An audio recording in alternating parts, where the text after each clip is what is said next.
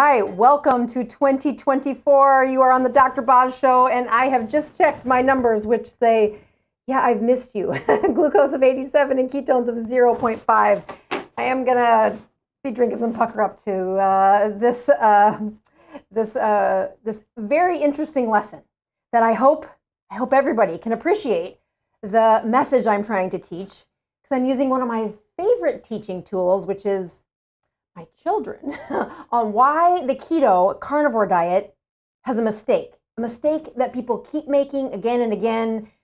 And I'm excited to show you what the mistake is. Let's get right into it. As I'm watching the chat off to the side, though, please let me know where you're from. I really do find this community is growing, and the reach and the those who do tune in live, you will notice there are no commercials on this. We are encouraging people to come in live. It is also the place that we take your questions at the end of the show. So you'll be typing those into the chat, and I have a team helping me collect the questions that really fit into some of this lecture. So hopefully we can get to your question today, but let's get to the message that I think is very worthy of attention.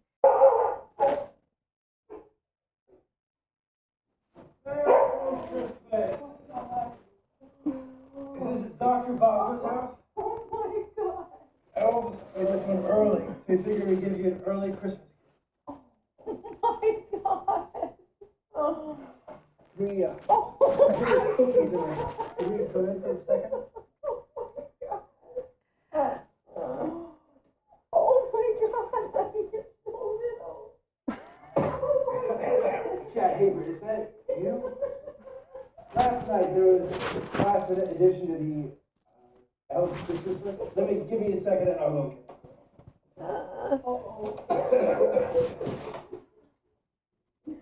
We got two dogs. We got two dogs. We got two dogs.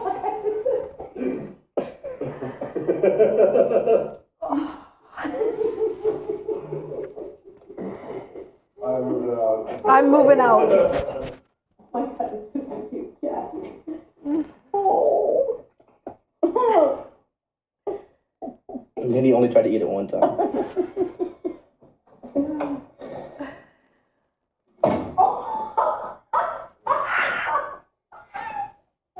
We have a farm. We have a farm. It's a Kavapu, Dad, just like you asked for last night at dinner.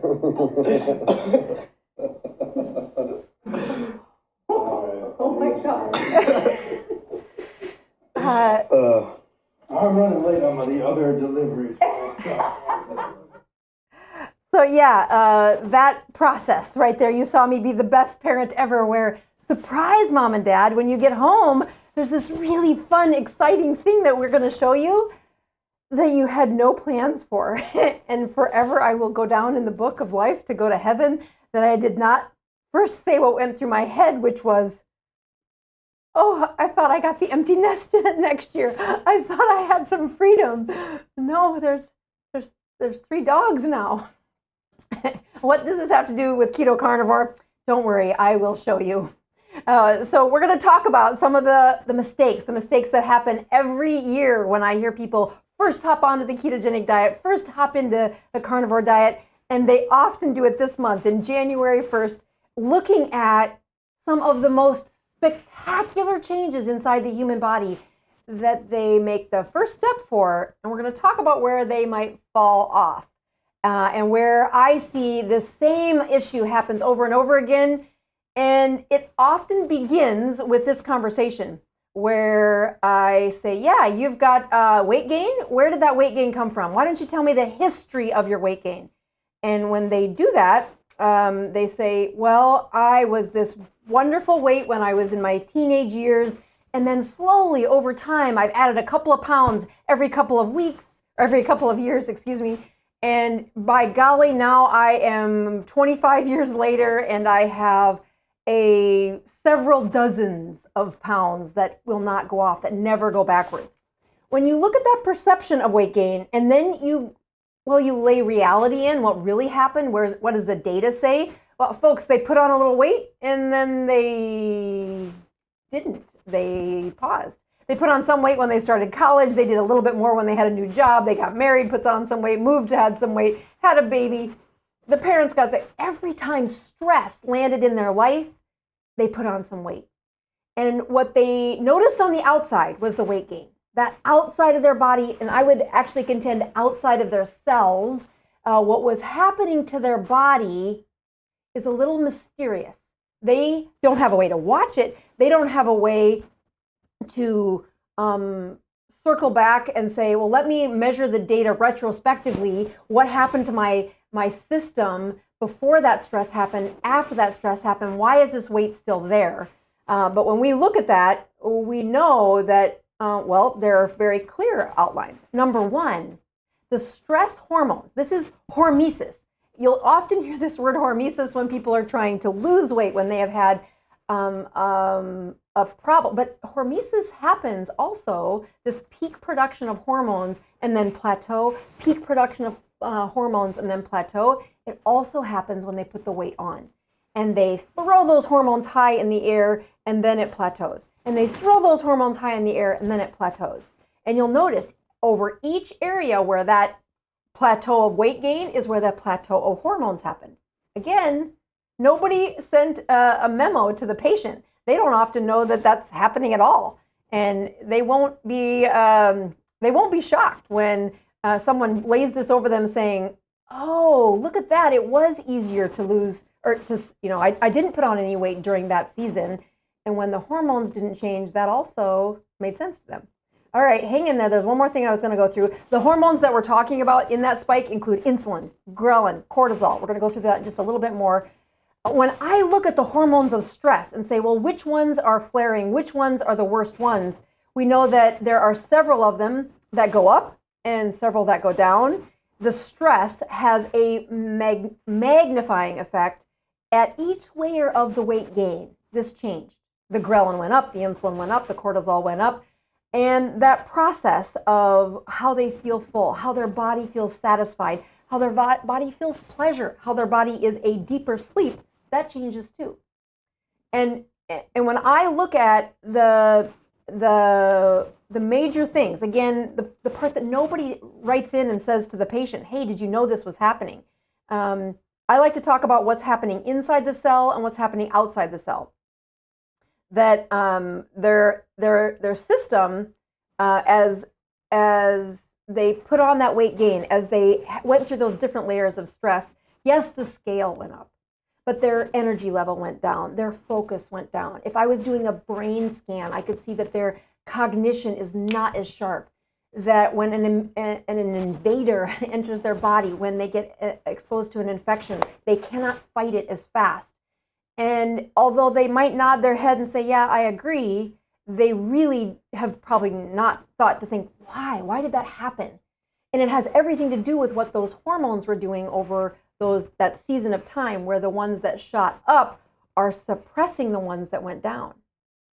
And as you study people's response to that, well, I like to show them, here's what happened on the inside of your blood cells. Let me get my head over here. So if you look at well, this is my favorite thing to talk about. My staff completely makes fun of me that I connect everything back to your mitochondria.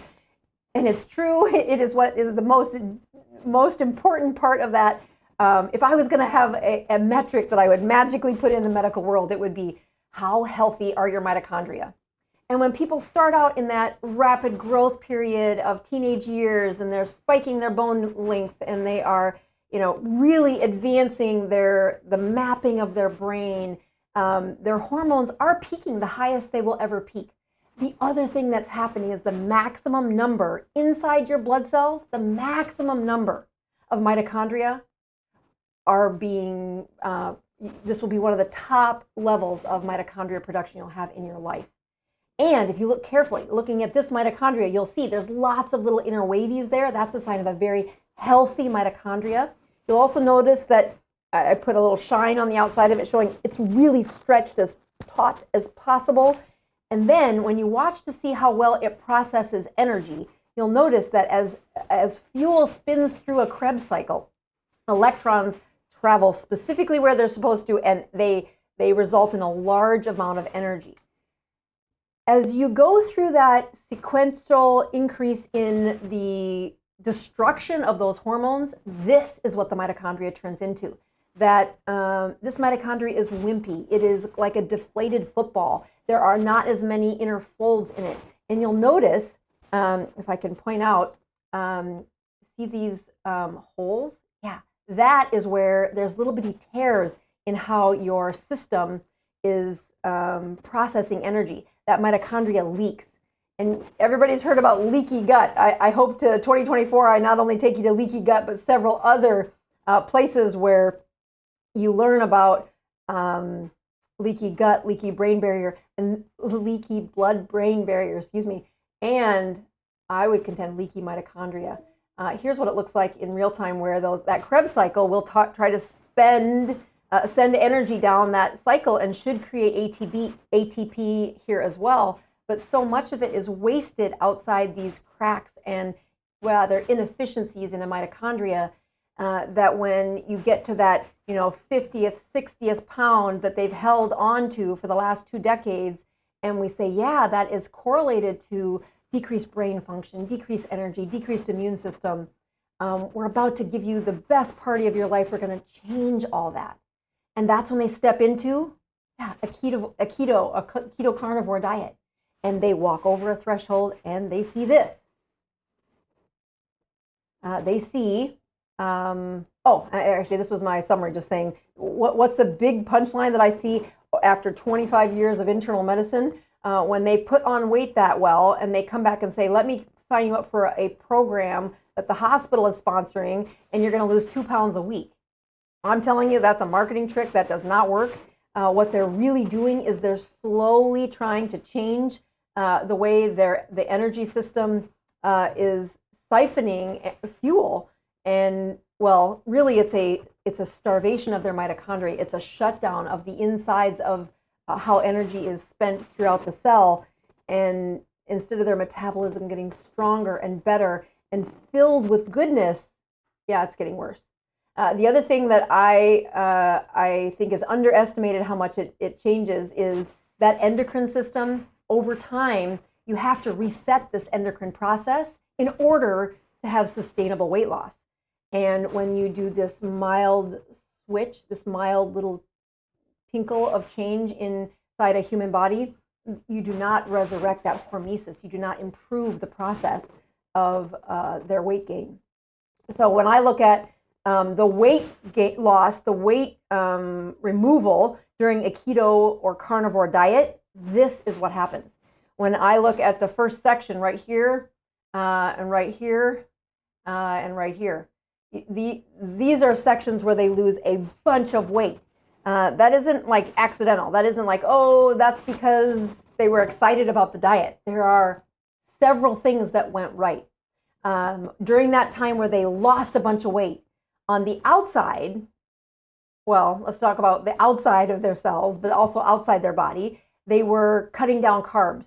The both keto and carnivore cut down the carbs, and they are pretty impressive on how quickly they lose a bunch of weight. But the other thing that happens early in a keto and a carnivore diet is they both cut down on processed foods. It is a much less, I don't say no processed foods. I think it's really hard to get away from all of it. We work towards that. We push people towards that. You'll see me not give you lots of recipes with particleized this or that because of how much it's so easy to find that in any of the grocery stores or any of the menus out there today. But keto carnivore as a tradition from standard American to here, much less of that. And you'll find that they all have quite a bit more protein. Now, I do find some people have a shift of, well, was it too much protein? And we'll get to that.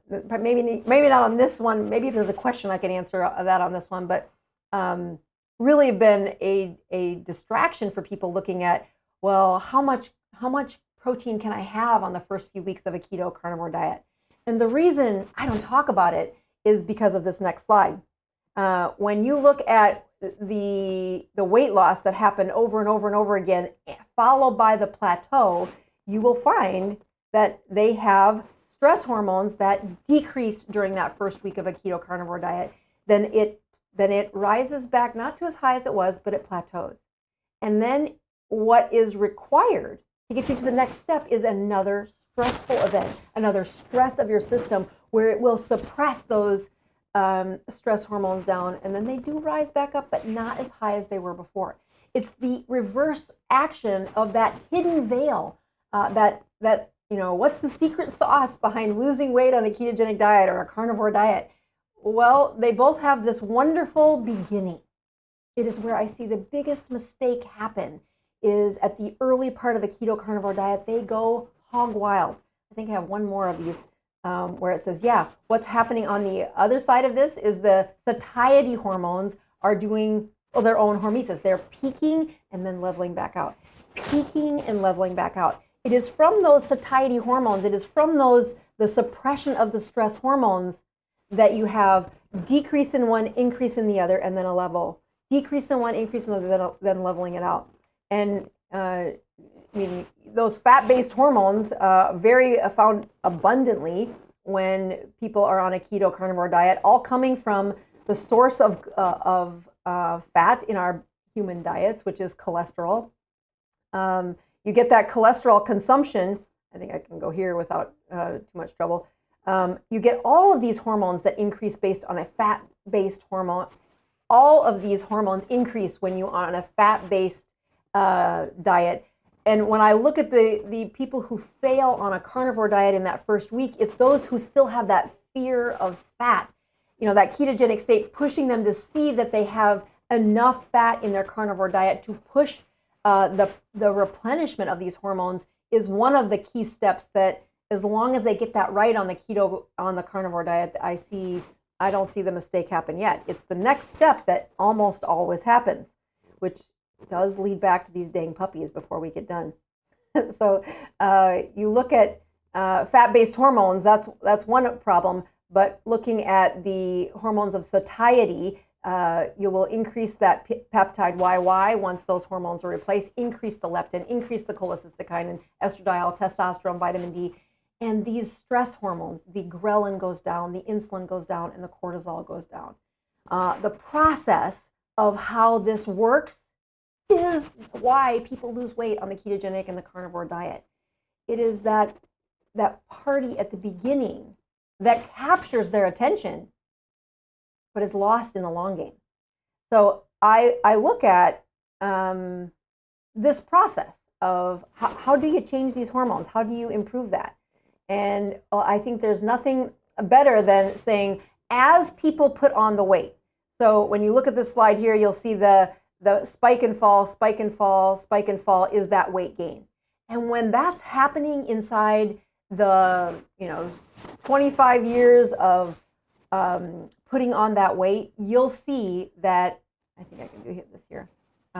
You'll see that the number of healthy mitochondria goes down, and you'll see that the number of unhealthy mitochondria go up. Now, this doesn't happen overnight. This is a very slow process. Your body does not want to let go of its efficiencies. It wants you to have as many of these highly efficient motors turning fuel into energy. That is survival 101. That we are not supposed to be living in a time when this many holes are ever found in a mitochondria. And the reversal of that is also not a fast process either. So I think, let's go to the next slide. Yeah, so I look at, let's just take my weight loss, anybody else's weight loss. When you look at people who come to the ketogenic diet, come to the carnivore diet, they start with standard American where they're mostly burning glucose, and then we push that transition of a high ketone state and a low glucose state, and they do lose weight. It is this process right here, this crossover right here,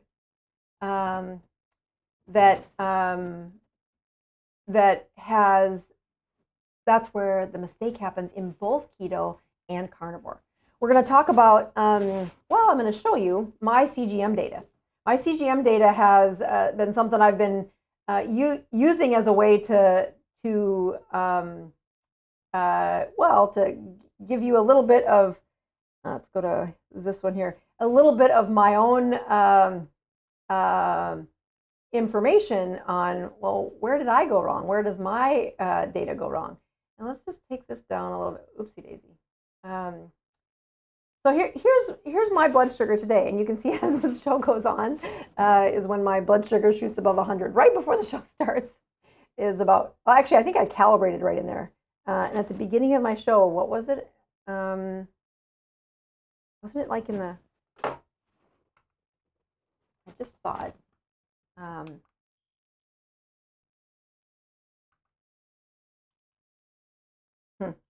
I'll keep clicking until I get to it. Maybe somebody can type it in the chat on what my blood sugar was at the beginning, because I didn't calibrate it.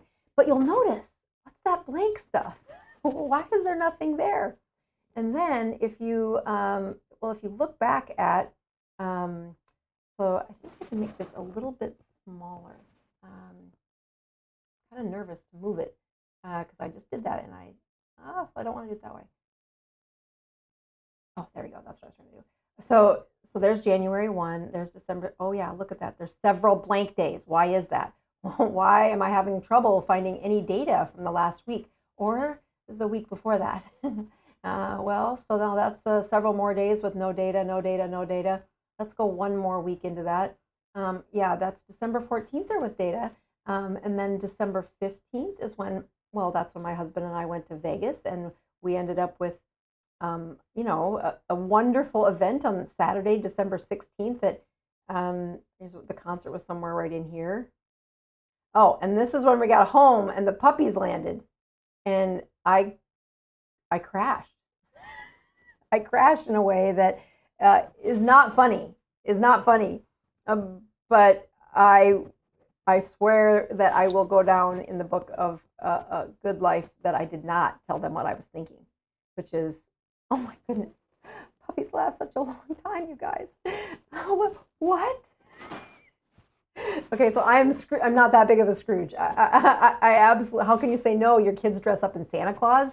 They deliver this really fun and exciting, and we have a tragic story a few years ago where we had a puppy on New Year's Eve die, and so Christmas and puppies are a really bit of trauma for us. And they're the ones who brought it home. They got out 2 puppies. I mean, how thoughtful. See, I can hardly say it. I don't know if you could hear what my husband was saying in the background. I hate you. Maybe he didn't quite say that one. 2 puppies. There was another comment in here. Oh, no, he goes, I'm moving out. I'm like, you can't leave me alone with these 3. We have 3 dogs now. But the lack of data, December 18th is when my CGM ran out, right? So what would I typically do? I would probably put it in within the next 24 hours, but I didn't. I did not. If you look at the number of workouts I've had since this day, I mean, I think there's 2, maybe 3, 2 workouts. No CGM data. I mean, it did not help my case that I didn't have any accountability. And I mean, you guys, that when I show up here on Tuesdays, I fast every week from Sunday through Tuesday. When there's a live show, when it's Christmas or New Year's, I'm like, I didn't do that those last 2 weeks. I didn't. And when I look at the insane amount of advertising over the last 2 weeks about how to lose weight, I kept seeing this scene in my mind where my kids show up with this incredible energy and look at how fun this is and look at the wonderful excitement of puppies. I'm like, yeah, I know. And they have bladders the size of a thimble, and I have not slept well. Well, actually, the kids are home. I've slept okay, but I'm about to not sleep well, and I'm so nervous about, which brings me to the point of what happens when people are trying to lose weight on a ketogenic diet and a carnivore diet. Number one, it is amazing how much it does these behind-the-scene improvements that nobody tells you about. And that is, you will have a much better result in your labs and in your endocrine stuff over the course of about the first 3 weeks of the ketogenic diet. You will see them fall in love with the food. And then they unfortunately, nobody shows them the behind the scenes that, yes, that is amazing. That is exactly what the first step is for this process. And when patients write in and when folks are asking, and especially with so many new people finding our channel over the last 3 or 4 months, they're the same questions. We're okay with that. We know that. But it is why, if you are looking for, who should be a follower on our channel, it's people who want the long game. Who we know everybody starts at the beginning of a story, and we have a place for that. But it's the long game that we are here to create. You're part of my long game. This live show is not pre-recorded for a reason. It is me trying to stay accountable and knowing that I have, I don't know if it's a character flaw, character trait, that the performance day is important to me. And that piques my accountability, that I want to be I am transparent, but I want to show that when I fall off, that I didn't accidentally put a CGM back on my arm when I'm writing the script for this show tonight going, oh, look what I did. Look what I did. And knowing that as I have spent a ton of time saying, I do want to be the person that can answer your questions, we also know that it wasn't by accident that I wrote a book about this, that we have set up every one of our courses and classes to say, hey, if you are a beginner, I want to put this, hold on. So, oh shoot, my little pen is gone. So that keto chemistry that's over here on the left, that is what the stage 1 of KetoCONTINUUM is all about. That we know the chemistry carries you. That is exactly what happened when those puppies walk through the door. It is super exciting, and it's fun, and they feel good, and it's wonderful, and they get to eat food that has been banned from their tongue for ages, and they love it. But if that's the only place they go, they will fall off by February. Maybe you'll make it to February 15th, but it will be in the plateau that says, no, this has a ebb and flow that you have to recognize. And that recognition is, what is the chemistry happening behind the scenes? And as soon as we get people stabilized in that first section, we say, okay, here's the baseline. Here's where the rest of us live. This is a season that when they start out here at KetoCONTINUUM number 5, it's not nearly as restrictive as it sounds once they have passed the beginner stage. That chemistry carries you, and as long as we start putting habits in place while the chemistry is still doing its job, they can even get to an advanced 16-8 without much trouble. It's this little bitty red line right here between 6 and 7 that we have people hop over it, fall back over it, hop over it, and really what gets them, I actually do not believe that you need to be 23 hours without eating in one. It is meant to show the extreme of you have how many hours in the day that you allow yourself calories, and depending on the pathology that's hiding inside your cells will depend on how long you need to push that stress, whether or not you can hold that stress for that tightly for a week, 6 weeks, or until your children bring home puppies. And then we show people how to take it to the highest point, which is if you're ready to push that metabolism to the next level, it is a spike and fall, and that process, it is not something that you have to ever go to stage 12 for if you don't need it. But we have many people on this channel who've said, boy, it wasn't until I got to that final step of the KetoCONTINUUM where I really found the rhythm. But I will tell you, it's not just the steps they did that. It was knowing that there are other people around their story, helping them say, oh, maybe I can do that. Maybe that is possible for me to do. And that they have a community. You want to see people fall off the wagon. Do keto or carnivore all by yourself. Don't tell anybody, and watch what happens by week 6. It is just a dismal place where they can't find the continued processes. I come to this space pretty genuinely that I have been coaching people through addiction for the last 20 of my 25 years of practice has been spent with addiction medicine in there. And if you don't think carbs are addicting, just stick around for a little while, because as soon as those hormones level out and you got away with a few more carbs, and now your body says, hey, I just can't, or that they're on that carnivore diet and they can eat for like 20 out of the 24 hours and not have any problem. And now we need to say, no, the time and the amount of hours spent chewing, masticating is a huge signal to somebody whose cells have those mitochondria that leak. In order to fix that, it takes a stress, and we'll teach you how to do that. All right, we are here for the long game. I'm very thankful for how much of the growth in our channel happened over the last quarter of 2023, and we hope to carry that momentum into 2024 as we do what we do. We do this every year. We teach the newbies. We teach the people who've been seasoned. You know, I sent out some texts to some of my friends and some folks that were part of the channel and said, what's your biggest dream for 2024? And if they shared their dream with me, I shared back what my dream was for 2024. And I look at where some of those dreams have come from. You know, this year we do something on this channel that I think is pretty impressive when it comes to products and really helping people get the best healthcare without the highest amount of cost. And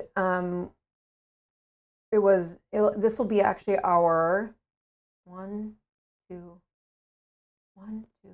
this will be our fourth. Yeah, this will be our fourth class that we are doing at the end of January this year. That's meant for people who are not brand stinking new to keto.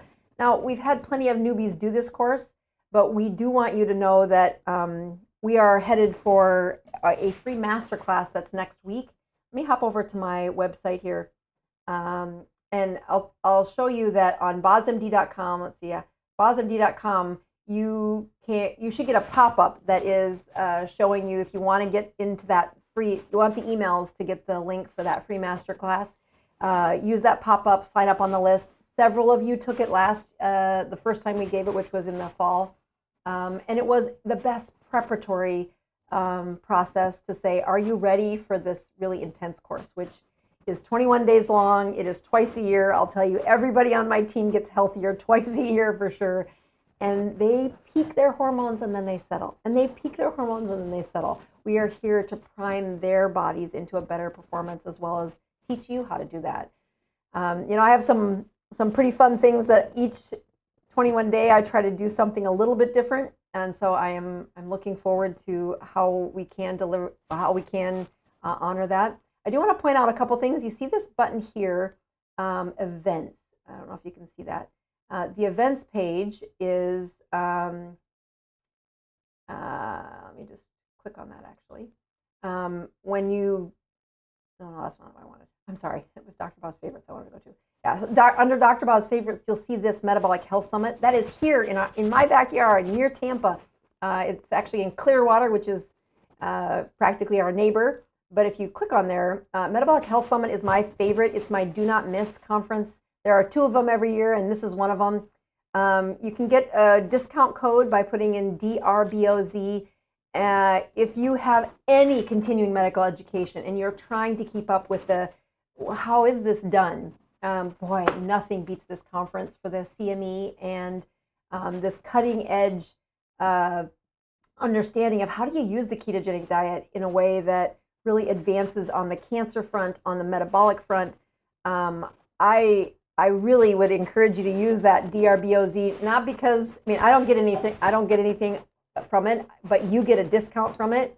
What I like to show the people of this conference, I pay full price for this. I go full price. I sponsor the interns in my clinic to go as well, because I think it is an example of a conference that really changed the world. I started going to this the first year they had it. I have never missed. And it is my thankfulness to say, I hope many people use the DRBOZ code so they can see I really care about this conference. I want it to continue. I want to support them in whatever way possible. So I offer to volunteer. I have a poster presentation this year that I'm doing talking about that 21-day experience and how do we take medicine from a season where it has not been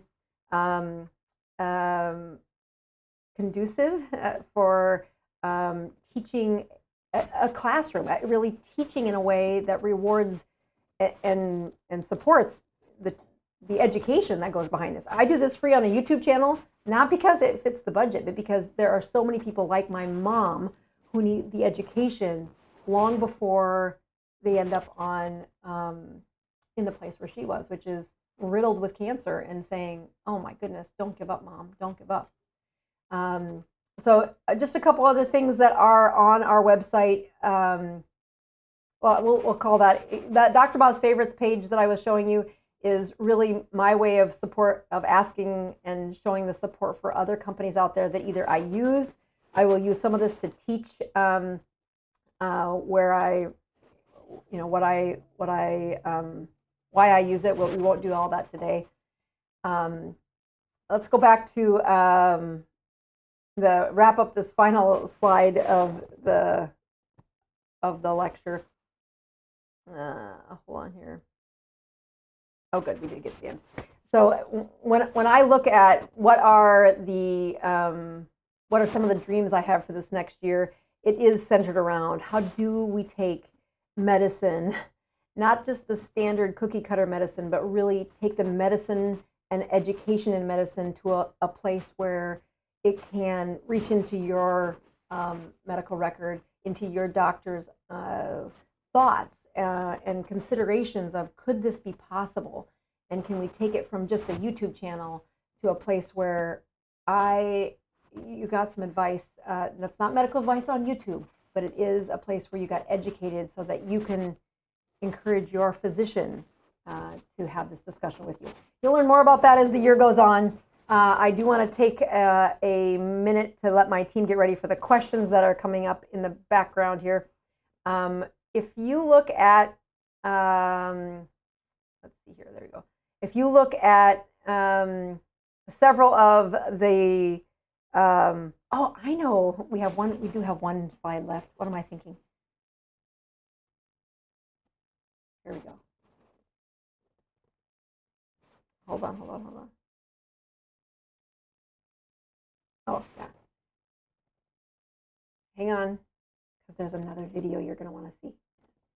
Okay, so yeah, the 2 pounds a week doesn't work. The final thing that doesn't work is you're going to need that identity shift is what happens in that plateau, and that's really where the Dr. Boz channel comes in. Is we want to connect you with other people that are going through this journey. We don't want that to be this excessive burden on your cost. The cost of it should be the cost of your time in investing in those relationships, not the cost of your pocketbook. And we do a lot to connect communities, to do the long game with us together, not the short game. All right, hang in there. I think there was a few questions in the chat about this next one, which is, yeah, keto carnivore have the same problem. The short-term gain, it tastes great. It is an amazing diet and it does work, but it will plateau if you don't have a plan for the long game. And that's where I am just going to let you take notice of what these two little puppies did to my life. That yes, these dogs are brand new to each other. I tried to name them.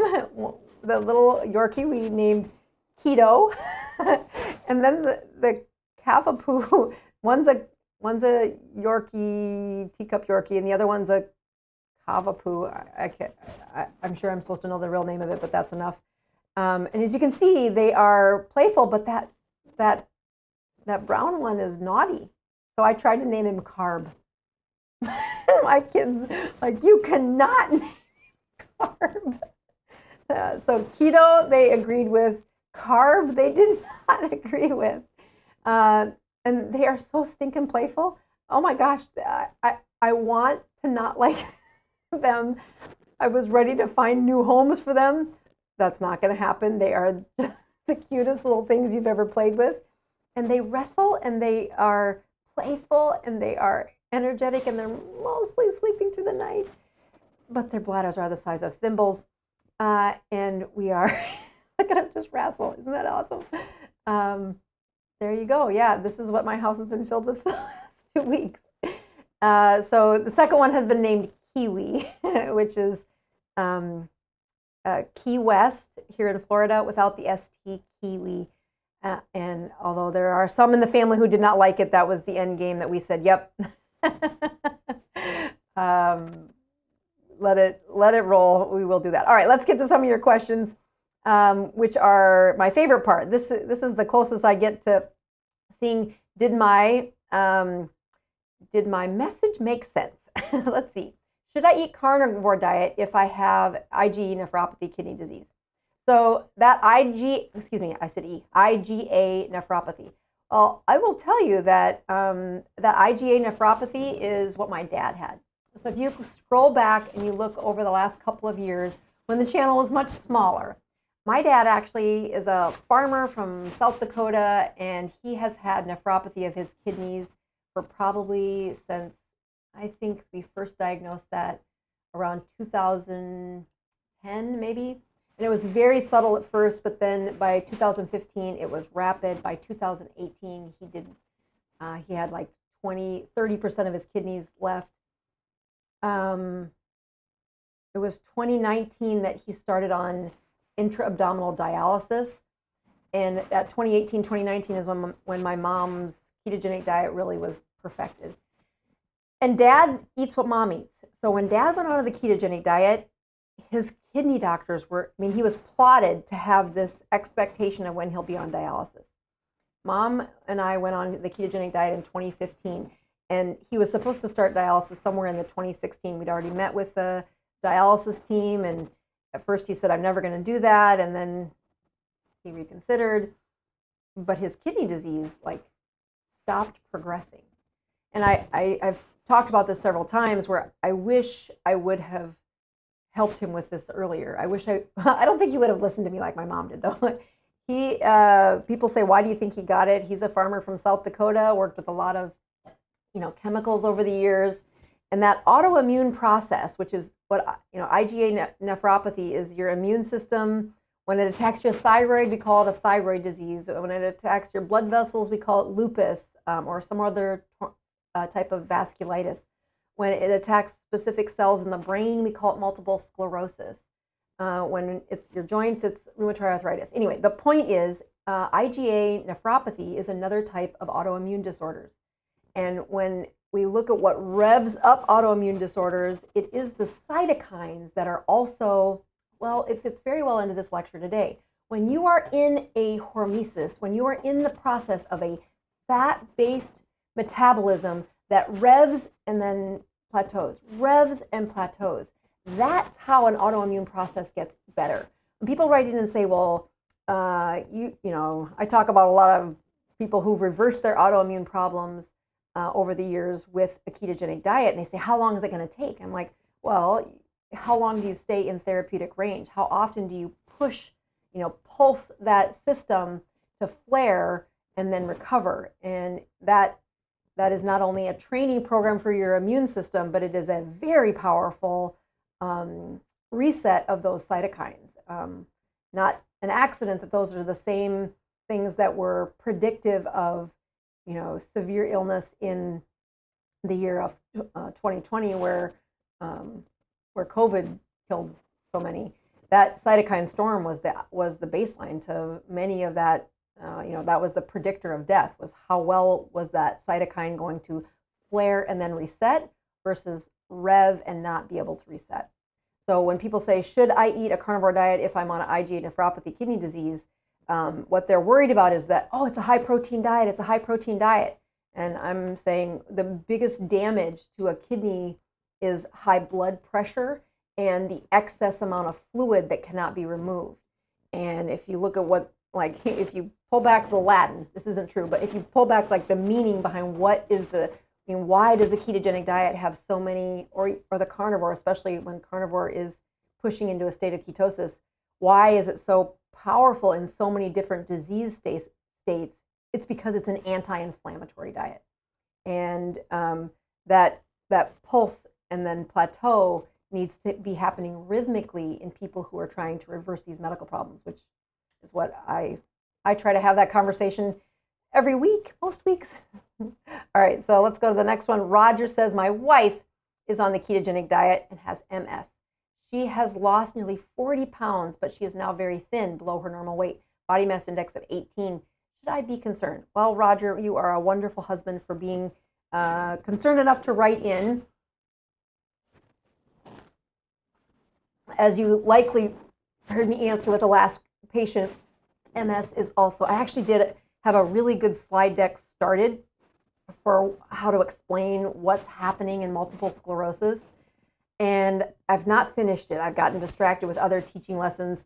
And I always think there's just so few people who have MS that I wonder if it would make, if it would be interesting to people.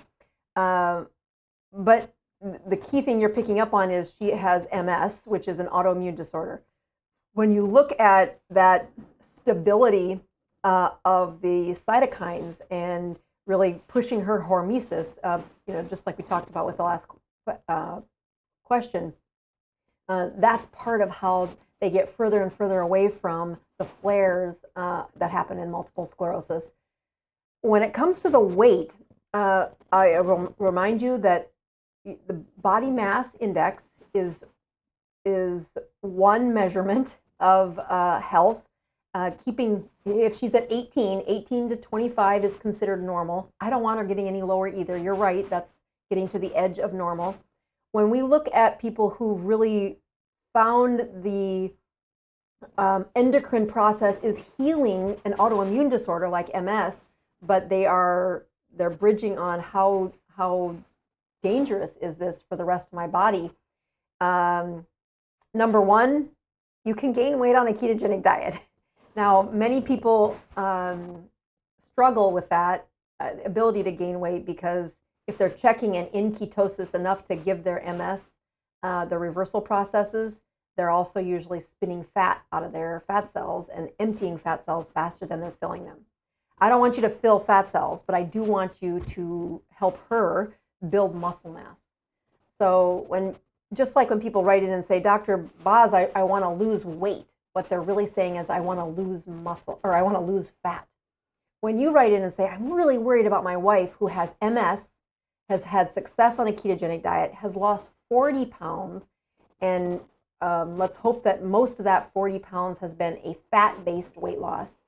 Her fat-based weight loss needs to stop. We don't want to lose, her fat-based weight loss, it can stop or not stop, but what we don't want to happen is a reduction in muscle mass. So then what's the formula for raising that muscle mass? Number one, it is to increase the protein consumption, and then you have to use the muscles. You have to tear the muscle and then repair it, and tear the muscle and then repair it.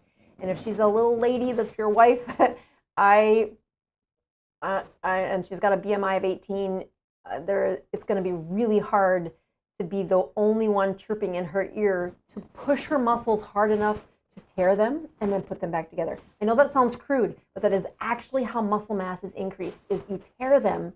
Because you're in a ketogenic state, you will repair it faster. It will have less inflammatory problems, but you should feel a little sore the next morning. That's how you know you pushed that system hard enough.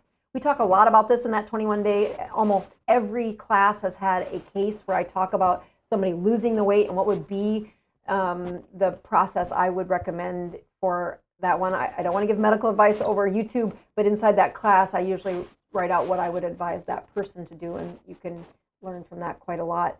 Roger, God bless you for taking good care of your wife and being concerned about her. But what you're really saying is she has MS. She's had an improvement with the ketogenic diet. Her body mass has reduced to a pretty low level. How do I not lose any more muscle mass? And that means you need to raise the muscle mass, which can really be done nicely in a ketogenic state. Hopefully that answered that. All right, let's keep going here. Does blood type, let's go back over. Does blood type have any effect when doing keto or carnivore? I have not noticed that. I've cross-checked several of my past patients that have had success and those that have really struggled. And I'll say, I don't see much that connects with that. I've read some of the papers of people trying to talk about this, and I think they're missing a few steps. the most powerful thing is,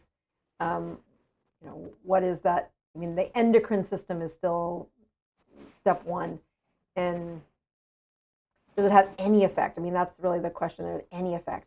I don't know about any, but it's not a big effect. I can say that. Okay, Wendy says, how does metformin work? I'm new, type 2 diabetic, did not eat after 7 p.m., blood sugar's higher in the morning than 1.5 hours after eating. Doc just keeps raising meds. Please, what should I ask my doctor? Asking for a friend. All right, so the key to that question there is, gosh, did that video come out? Well, we recorded, I'm sorry, I confuse when I've recorded something and when it's actually been released. Metformin and berberine, which are very similar chemicals. One is very pure and is cleared through the FDA that here's how it works. Berberine is a supplement that, well, both berberine and metformin come from a plant basis. That's where they're derived from. The purity of metformin is much better than berberine, and it's regulated by the FDA. Berberine you don't need a prescription for. Metformin you need a prescription for. How metformin works is it does blunt the energy flow down the mitochondrial pathway. It's actually complex 1 that I think has the biggest effect by metformin. There's 4 complexes there. So it's in energy production that this works, but essentially it creates a deficiency of glucose inside the cell by turning glucose into lactate. Once glucose is turned into lactate, more glucose can flow through the cell. So you can think of metformin as it will not lower blood sugar more than physiologic, unlike some of the prescription medications where it can push blood sugar lower than it should. Metformin does not do that. So it only works when the blood sugars are too high to get, they're excessively high. So when that blood sugar is elevated, and by elevated, sometimes I mean 110. It should be 70 in the morning, 80 in the morning, not 110. When you look at those blood sugars that are have too much sugar in circulation, it pulls that blood sugar into the inside of the cell and then quickly turns it into lactate, which is another fuel, another signal. We are going to talk a lot about that over the next couple of months, where we dive into some more physiology inside of mitochondria, despite my staff's protest against teaching about that. The other things about metformin is it's an appetite suppressant. It does cause some nausea. I am not a fan of people taking metformin if they don't have type 2 diabetes. So knowing that your friend has type 2 diabetes, I still, I would recommend that they follow what their doctor says, but the way it's working is it's lowering blood sugar. And number one, if you're type 2 diabetic, you've got to get those blood sugars down. That glycation, which is sugar is splatting on things because your blood sugars are so high. One of the things that it's splatting on is your hemoglobin, and I have a really good video about what does a hemoglobin A1C really mean. It means you're not carrying as much oxygen to the tissues because sugar landed on the seat that was supposed to carry the oxygen. That's called glycation. That is also happening to your joints and the bones in your ears and the back of your eye. It's happening everywhere in your body. You've got to get the blood sugars down. So metformin does do that. I still think of it as a very good and useful drug. I just wouldn't use it if you don't have type 2 diabetes, if you don't have diabetes. And some people were trying to use it as longevity, and I don't think that's a good idea. All right, Susan writes in, been on program, making progress, but slowly 2.5 pounds in 3 weeks. It's been challenging getting into keto. Glucose is low 100s. Best keto is 1.0. So that's not bad. Okay, so especially if you've been on the program of a ketogenic diet for on the program, making progress where you at. And so if you've got 3 weeks and you've lost a couple of pounds in the 3 weeks, what I would really first ask is your social environment stable enough? Like, has anybody added 2 puppies to your life? is your social environment stable enough that you can move to the next level of the keto continuum? Because each level, 1 through 12, is a step up to the next restriction. I mean, I go through this really well in that online course called Consistently Keto. The Keto Continuum book is actually another place to learn this. If you like to read, or the audio book, it's a patient story. It's one of the patients that came to group, and he made every mistake possible, but that turned into a good book. But it shows you how to step through if you're in this spot, go to the next stop. If you're in this spot and stuck, go to the next step. And so I would push you to the next step, whatever that is, whatever that is for you. All right, let's go to last question.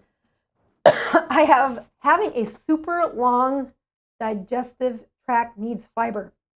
Carnivores have a very short system for meat. Oh, you mean so we're omnivores. I see what you're saying. So humans aren't carnivores. In the animals that have carnivores, they have a much smaller GI system. I've seen some of these questions before, and when I look at one of my favorite ways to answer them, it is that as humans, we have a very adaptable GI system. And you look at what we've been asked to live through, and our systems can live on all meat. They can live on all plants. What I think is powerful is, thank God we can oscillate from those different extremes, because there have been seasons of our journey, and I mean our journey as a species, that that plants weren't as available, and neither were animals at the time where they needed harvested. When you process that that choice, I mean, my forte in medicine has been, how do I get people off of the prescriptions, and how do I keep peak brain performance as I do that? It's not an accident that I've ended up on a ketogenic diet, and that I promote that to my patients, because I'm looking to help their brain performance be as proficient as possible. And I'll tell you, some of the hardest brains for me to take care of are recovering. I'm saying that in the nicest way. Recovering plant-based eaters, only plant-based eaters, whatever they call them, vegan, vegetarian, and when they have had an insulin-resistant process and they're vegetarian only, oh my goodness. Yes, you will make things better for the short term, but if you watch what happens to their brains, it ain't pretty. All right, I'm checking my numbers at the end of the show, because I've been really naughty about that the last few times, and I am in 2024 as well, trying to push reset on my accountability, but also on just making sure that I keep track of my numbers. Oh, come on, don't make me poke it again. Almost. Keeping track of my numbers so I'm counting down for the ketones, but my glucose is at 83, and I'll put that calibration into my CGM when I get done with the show. So ketones are 1.2. So how did I do that? How did I go from 0.5 to 1.2 in? And that is, I drank my ketones. One of the best ways to learn about that is at that the Metabolic Health Summit. So I will be there. If you're there, great. If you can't come, but you want to support them and you're looking for the advanced education, get the online access, because those scientists they are the reason I can answer most of these questions, is that I have read an embarrassingly large amount of ketogenic information over the years. Well, God bless you. I will see you next week, and I do want the beginners to be signing up for that masterclass that's coming. It's a 3-part series. It is free, and it will kind of sort to see, are you ready for the 21-day, or is the information that comes in that masterclass, does it tee you up, and is it attractive to you at this season of your life that you would benefit from joining our 21-day? We'll talk more about that in the weeks to come. Signing off, Dr. Boz. Happy New Year, everybody. Wish me luck with